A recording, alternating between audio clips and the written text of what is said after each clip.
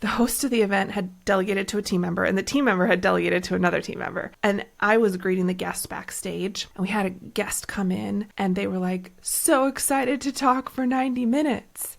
And I was like, oh, yeah, awesome. So we've got 45 minutes for this segment.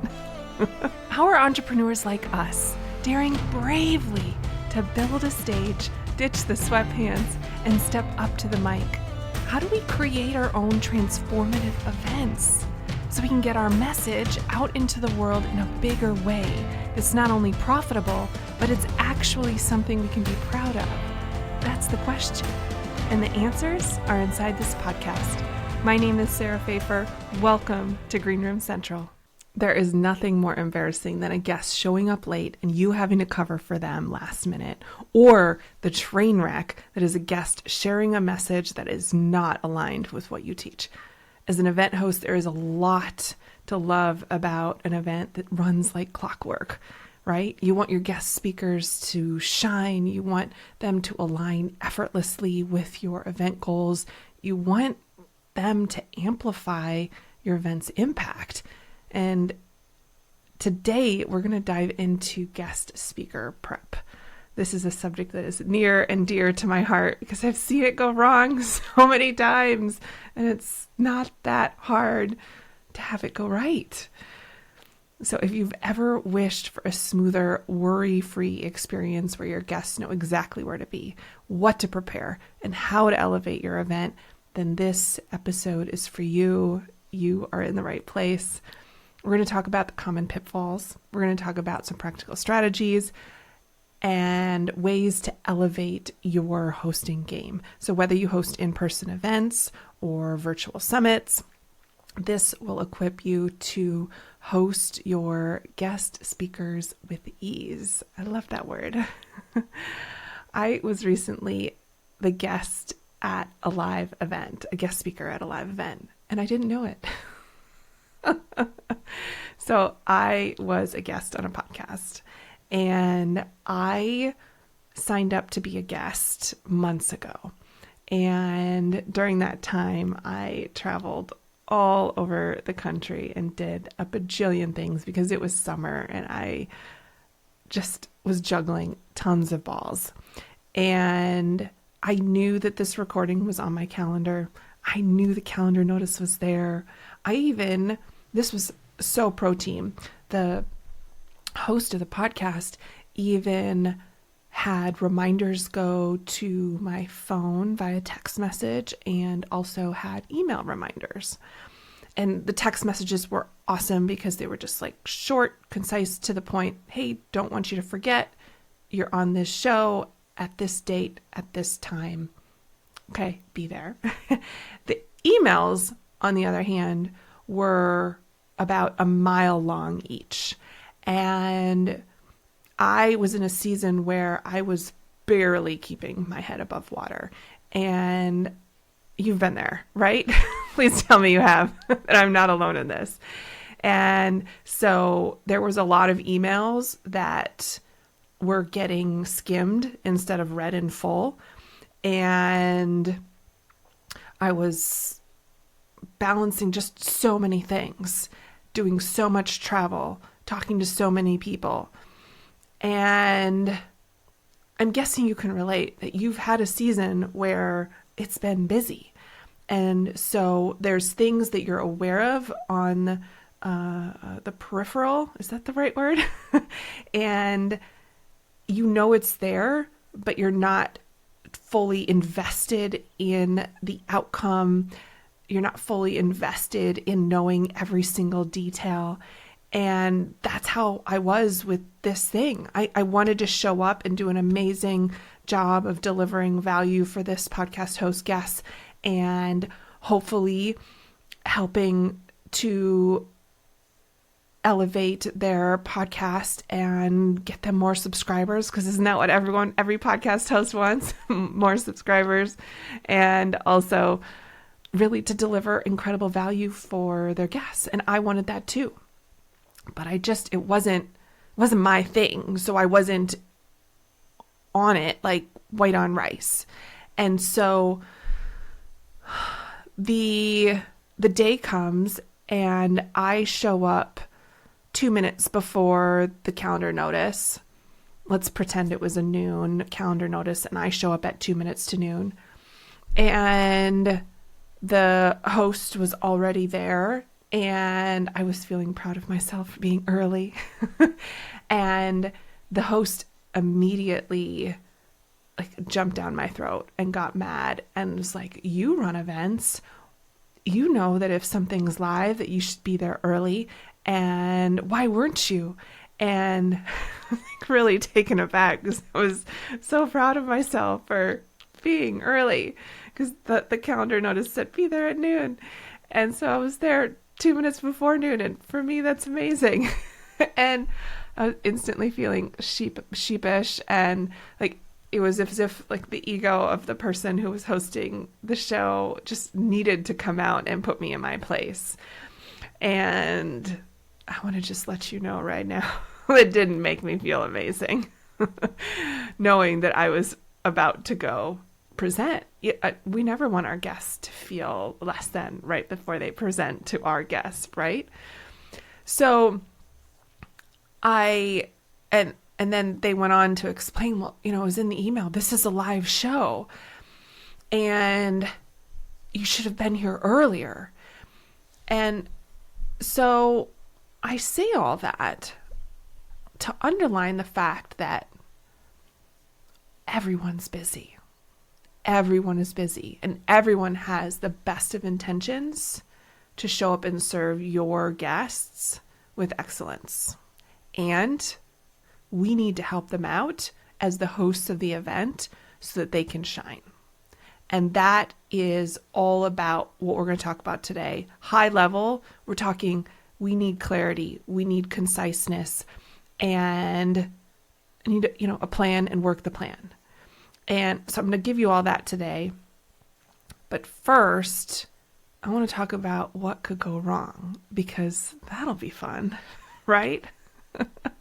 So many things. If we don't get those pillars I just talked about, clarity and conciseness, and have a plan in place, if we don't get that stuff right, so many things could go wrong. So let's talk about them because I think that knowing what can go wrong can help give us that extra little bit of oomph and fuel we need to be like, okay, yeah, I'm going to start playing pro team here and prep my guests like a professional. Okay. So stuff that can go wrong, unclear expectations. So if you fail to communicate specific event details, such as the format or who's in the room or key messages, it can leave guest speakers unsure about their roles and responsibilities. Second, insufficient briefing. So if you provide inadequate or insufficient amounts of information about the event's goals or the schedule, it can lead guest speakers to delivering something that's off topic. That is a train wreck, or slightly misaligned with what the rest of the content is. And that just always feels off to the audience. Let me give you an example of this. So I was at an event where I was the executive producer and the host of the event had one of their team members letting guests know about the event and kind of how to prepare them. And the host of the event had delegated to a team member and the team member had delegated to another team member. And I was greeting the guests backstage and we had a guest come in and they were like, so excited to talk for 90 minutes. And I was like, oh, yeah, awesome. So we've got 45 minutes for this segment. And a massive lineup behind you of other guest speakers. And it was like in the game of telephone, it hadn't been disseminated that the segment that they had was 45 and not 90. And so now in the moment, the guest speaker is panicked, thinking, well, how do I collapse my content in half and really spent those last few moments before. Now, we were able to give them a little bit more time, maybe I think an hour, but still they're shaving huge amounts of content off. And the mindset, the mind space that we had that guest in right before going live to a large audience was not great. I could tell how it just took them off their game. I could tell how it made them nervous. I could tell how it made them think a little bit differently about the host of the event. And ultimately, this is about serving our guests, right? Our audience. And I feel like they got a disservice because the guest speaker had to, in that moment, cut things without being able to think as strategically about, okay, if I was going to do this talk in 60 minutes versus 90, or in 45 versus 90, this is what I would include or not include. Now, this speaker was pro team. They were able to do it, and they delivered with excellence. And I was so amazed. And it wasn't ideal. It didn't make anybody in the room feel great. So that's kind of this whole concept of insufficient briefing. More things that could go wrong. Last minute changes. So if you make significant alterations to the event agenda without proper communication, it can catch a speaker off guard, and it can affect their performance, just like we just talked about. Another thing, neglecting tech requirements. So if you overlook technical requirements like microphone setups or presentation size, it can lead to day of tech glitches and disruptions. What does that look like? Well, what if you fail to communicate to guests that instead of 16.9, you're going to be in 4.3, or instead of 4.3, you're going to be in 16.9, or let's say the speaker always comes with their own DJ, and you were just not set up to be able to have that setup ready and available to them. I mean, huge, right? So tech is a big deal. And I always encourage asking the speaker. I have kind of a checklist inside of Live Event Academy that I make sure event hosts use to prep guests. Just kind of go through a quick checklist with their speakers to know, like, hey, we're using this style of mic. Does that work for you? Oh, no? Okay, then we'll make sure we make arrangements. That kind of stuff. Another thing that could go wrong, isn't this fun? Poor timing. So if you don't agree to adhere to the agreed upon timing for your guest speaker slots, it can result in rushed or incomplete presentations. So, for example, another client, they told me this story when I came on board, saying, hey, we never want this to happen again. They had an event in person, and the guest speaker must not have been clear on the expectation that they had an hour for a keynote, and they wrapped it up at 30 minutes. Well, the event host was off in the green room, not even in that room. And so no one was available to just like take the stage back over immediately. And as the guest speaker left the stage and no one was coming on, the guests got confused and they just started to leave before the event host was able, to rush back in and save the day.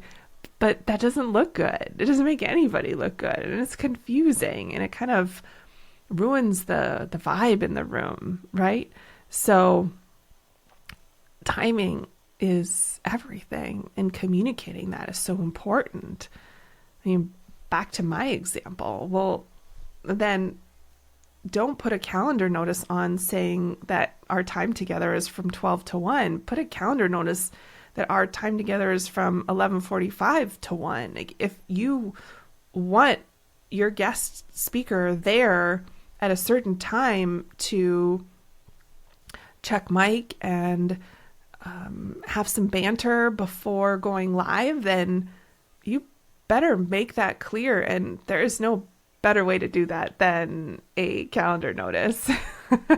I think there's a lot of us, myself included, who live or die by their calendars. And so if that's what it says, where I'm supposed to be and when I'm supposed to be, that's what I'm going to do.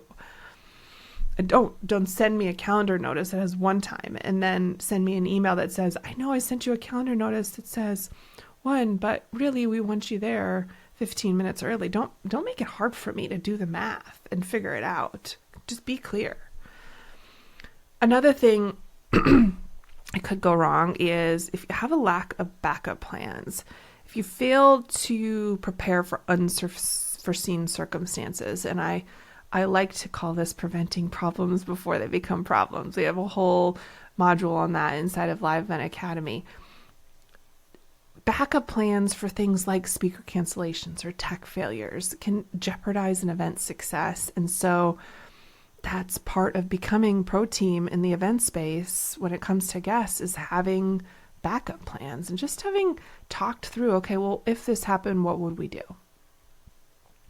Another thing that could go wrong is inadequate rehearsals can lead to neglecting, either not doing them, which is so popular and drives me crazy, either not doing rehearsals or not failing to at least do, like kind of the bare minimum in a rehearsal with guest speakers can lead to unpolished or disjointed presentations. It just hit me so hard during the pandemic. There was a concert outside, I want to say it was Adele, somewhere in LA, and Oprah was kicking it off. I think these are the details. And I remember I was watching Oprah's stories on Instagram and the day before, and she was talking to the camera as she was walking away from rehearsal. And she had some story about how she saw someone famous once early in her career not do the rehearsal and mess something simple up on live, and just told herself, like, I just never want to be that person. I'm never going to be that person. And so even though I've used a teleprompter and used a mic and been live so many times, I've committed that a standard for me is that I show up for the rehearsal. And coming from someone who's so experienced, it really struck a chord with me at how people who are pro team are that way because they put in the reps, because they came to the rehearsals, and that it's not above us to rehearse. If it's good enough for Oprah, it's good enough for us. And at some point, it doesn't have to be a full run through. It could just be like walking the space, checking mic levels, getting an understanding of who's introducing us, who are we handing it off to when we're done, just the simple stuff. You have your executive producer run through that with your guest speakers, and so good. So good. So pro team. All right. Last thing I wanted to cover when it comes to stuff that could go wrong is, this is the fun part of this episode, is I'm going to call it limited feedback. So if we're not offering constructive feedback or guidance during the process of getting ready for the event, being clear with what we need, what we want them to do or not do, it can really hinder a guest speaker's performance and their ability to get better over time. What a gift that we can give people after they get off of our stage, to say, like, hey, I loved it when you did this, and an opportunity for future stages is if you did this. And I think that's so smart to do that, to ask for that feedback as the guest speaker, but also to be brave enough to provide it because you're doing them a service, right? And helping out future event hosts get even better guest speakers on their stages. So now that we've talked about all of the fun stuff, things that could go wrong, I want to talk about clarity and conciseness, the importance of those two things in the guest speaker prep process. And I love to go back to Donald Miller's quote, "If you confuse, you lose." I think ensuring that all communication with guest speakers is crystal clear, leaving no room for misunderstandings, is so important. And also being concise, providing guest speakers information in a succinct and straightforward manner, making it really easy for speakers to absorb. If you know that people are busy, and I guarantee you, if someone is coming to speak on your stage, they are busy because they're hustling, they're getting themselves onto stages, or if they're in demand enough to be asking to be on stages, they're busy. Let's just make that assumption. And so let's provide the information that they need in a clear and concise manner. And this is professional. It reflects professionalism on the part of your business and team, which can really positively impact their ability to perform during your event and their ability to refer you, right? It's efficient.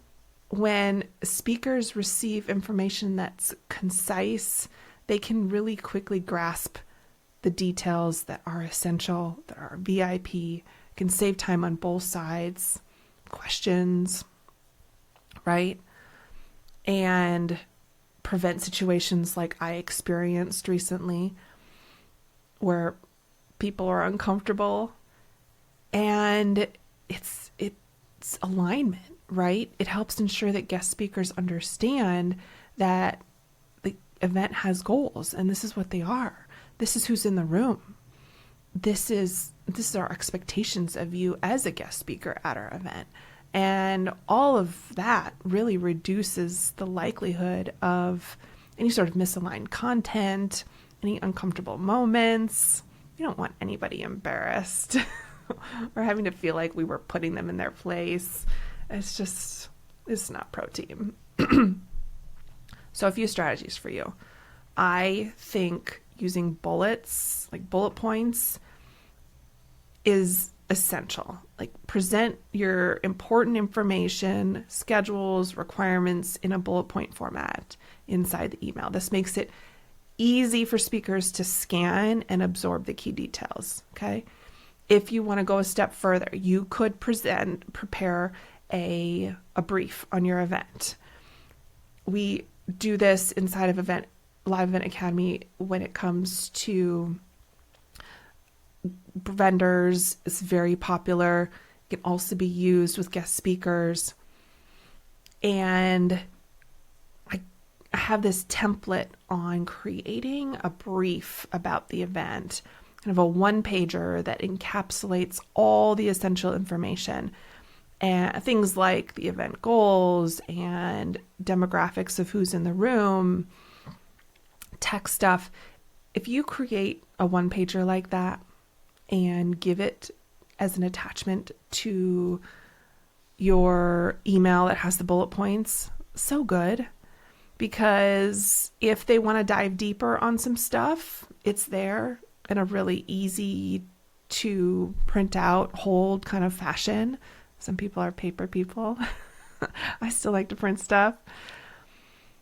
If you have the time, and I recommend you make it, do a pre-call with each guest speaker. And I know sometimes for sake of time, you have to do this as a group. If it's possible, do them one-on-one, but if you have to do it as a group call, go ahead. Or if you have to if you don't have time for that, but you could pre-record a video or audio message that you can send out directly from you, the event host, to your guest speakers. I think that's important. You would go over all the stuff in the event brief. You would clarify any open questions or concerns. It's awesome. I had a client once who had a lot of high-level speakers, probably 25 to 30 guest speakers at this couple-day event. So a lot. It was a revolving door of speakers. They were all high profile from all different walks of life, and a lot of them were high profile positions in politics or in corporations or in sports, and they went the extra mile and scheduled a pre-call with every single guest speaker, and that took a ton of time. But I'll tell you that the alignment in message, in enthusiasm to be a part of, they were so enrolled in the vision and the mission of the event and clear on what they needed to do and when they needed to do it. It was just, the event went so smoothly because of those pre-calls. Even though it was highly complex with all of the speakers, the calls made it so it just felt so smooth and aligned. I loved that. So encourage it if you can make it happen. And I've given you a few options. You just do something pre-recorded, do something one-on-one, or do something as a group call. You have lots of options. Another is email summaries. So if you have calls like that, it is helpful to do a summary after the call of what you had talked about and agreed to. People are busy. And if you can be the note taker and send that out or have your team do that on your behalf, I think that's super helpful. Calendar invites, I've already preached on this one, but that is a really helpful strategy. If you have, I love to put the calendar notice on a guest speaker's calendar, and then in the meeting notice include all of the most important things, just very collapsed. But this is your emergency contact. This is their cell phone number and their email if anything's going wrong. This is where you have to be and when you have to be there. And this is what you have to bring, or whatever the very most can't miss this pieces of information. Repeat those in the calendar notice meeting invite information section. And then encourage feedback, right? A feedback loop is always good. So make sure there's open communication so that they know who their point of contact is on your event team, so that if they have questions, they know how to and when they can reach out to this person. That's super important. And just like I alluded to in that calendar notice, I like to tell people who their point of contact is for feedback at any point of the planning process, including day of. And if it's going to be different day of, make sure that's clear. And then last thing that I think is a strategy that will serve you really well, look good on your organization, kind of elevate the professionalism with which you host events, is follow up. So don't just send the one email or obviously, yes, the one calendar notice, but just the one email. Follow up with text messages, with a call, with another email, with reminder emails. You cannot, treat this like it's a webinar where you're going to make a sale, right? You're not just going to send one email that says, hey, would love to have you join us on this day. Thanks for registering. No, you're going to send them several reminders over the weeks and days and hours leading up to it. And I think having that level of follow-up will ensure that balls don't get dropped, will prevent the problems before they become problems. So that's all about essentially my soapbox on clarity and conciseness when it comes to preparing guest speakers. Now let's talk about making an effective plan and really tailoring the guest speaker experience. I think, and you may think that this is crazy, but I do think that every guest speaker needs a personalized experience. Yes, you're going to make a plan of these are the just non-negotiables, but there will be some speakers where we just have to deviate from that plan because of who they are or what the circumstances might be, and still be able to meet the goals of the event, but we might have to tailor the experience a bit. And I think that is done for a few reasons. First, speaker comfort. So some speakers may just need a little bit more hand-holding. And when you're able to do a pre-call, you're able to identify that pretty quickly. Are they ready for this experience? Do they need anything more from me or my team in order to make this a win-win for both of us? And when guest speakers feel valued and supported, they're more likely to perform at their best during your event. And so it's important to gauge their comfort with what they're getting into, what you've asked them to do, and meeting them where they're at. Another reason why this matters, that whole tailoring the guest experience piece, is content relevance. So I think it's important to understand what each speaker's content is and how it aligns with your event's goals and how it would resonate with your guests. And you might need to massage that a bit, right? And then also guest engagement is another reason why it's important to tailor the guest experience. Yes, a well-coordinated lineup of guest speakers with complementary topics can engage your audience more effectively. But if we take it a layer deeper than that, I think that not every guest is meant to be a keynote speaker. They might perform best if it's more of a fireside chat with you and them, and you're bouncing ideas and questions off of each other. Some people might perform better in a panel. Some topics might perform better in a panel. And so we have to think about not trying to force a specific style of speaking on a guest. If what's important is the message, then let's tailor the guest experience, the guest speaker's experience, and create an environment that allows them to win. Okay?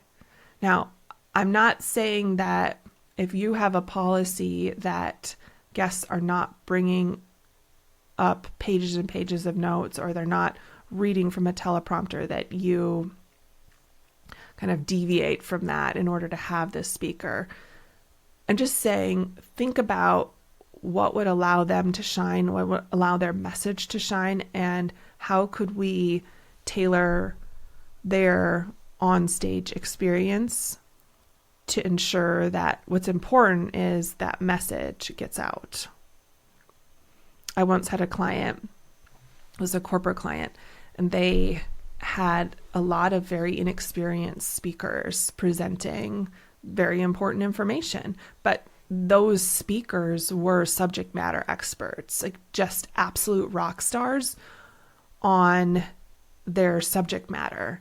And it was important to the brand that their subject matter expert, their in-house subject matter expert, was doing the talk on that thing. But their speaking skills were just not as advanced as their expertise in the topic. And so what we agreed on was, well, let's use teleprompters because it's virtual, because we can. And then for the extemporaneous stuff where we're taking an inexperienced speaker and taking questions, we'll bring in a moderator to help make it feel so much smoother. And it worked fabulously. And prior to that, they'd never, ever considered teleprompters. But now I think they probably wouldn't go back because it worked so well. They got the message out that they wanted to get out, delivered by the person who's the subject matter expert, and still were able to deliver Q&A and have it be moderated. So it felt natural and everyone won. Like the guest speaker felt like proud of what they did, and the brand got the message out that they wanted to get out. So, yeah. So some strategies on this whole tailoring of the guest speaker's experience. I think I would boil it down to one. I would just say, make sure that you know your guest speaker well enough to know what you need and they need to set them up for success, and don't feel rigid about or have expectations that it be done in one way. The other thing, I guess now I have two. The other thing is, that's in terms of their day of performance. But in the lead up, if you're sensing that there's someone who is super, super busy and super high level, and they have an assistant who handles all this for them, all these guest speaking engagements, well, then modify your process and speak directly to their assistant. Have the pre-call with their assistant. Do the emails and the text reminders with their assistant, knowing that their assistant is then going to take the information that they've received and deliver it to the guest speaker in the format that they've, the system that they've worked out for these types of things. I think we have to be flexible on how we tailor the experience of communicating with each guest. That the more guests we have, and also the higher profile they are, you're going to find that this comes up. But when we're grounded in, hey, these are the essentials that we have to communicate, and these are the amount of touch points that we need in order for our event team to feel confident that the guest speaker knows where the ball is and when to be there and what to say, all the things, right, that are important to you. Okay. I hope that was helpful. I hope that hearing what could go wrong helped lock in why this is such an important topic. I hope the strategies I shared with you around clarity and conciseness and planning were helpful. I think what this warrants is taking some time this week, maybe 30 minutes or so with your team, and talk about what we just covered and kick off a system around prepping guests for your events. This is going back to that whole conversation we've had over and over again about preparing yourself to scale. This is one of those pieces that is kind of like, you think about it once, decide what your standards are once, create that SOP, and then kind of wash, rinse, and repeat every event, knowing that it'll feel so good when you see your guest speakers shine at your next event, and when you feel that sense that it was effortless on your end, you'll know that you're on the right track. And I want that for you. So, as always, if you have questions about what we covered or a scenario you want to run past me, to get advice, don't hesitate to drop me a direct message on Instagram. I am here to help you level up your event hosting game. Thank you for joining me today. Make it an outstanding day, and I will catch you in the next episode. Take care. Thank you for listening to the Green Room Central podcast. If you loved this episode, then please take a screenshot on your phone and post it to Instagram, and be sure to tag @SarahPfeiffer and let me know why you liked it and what you'd like to hear or who you'd like to hear from in the future. That'll help me know what to create for you. Also, if scaling events in your business sounds like something you want to tackle this year and you need a coach, let's connect to see if one-on-one coaching is for you. Just go to greenroomcentral.com. You and I can work together one-on-one throughout the course of the year and dive deep into the inner workings of your events and business. You'll receive mentorship, personalized feedback, and customized guidance to define your goals and achieve your next level of success. Just go to greenroomcentral.com right now to apply. I appreciate your commitment to leveling up and learning the mindset and strategy of live events. Keep going. Keep learning. If you want more, head over to greenroomcentral.com for show notes and all the links from today's episode.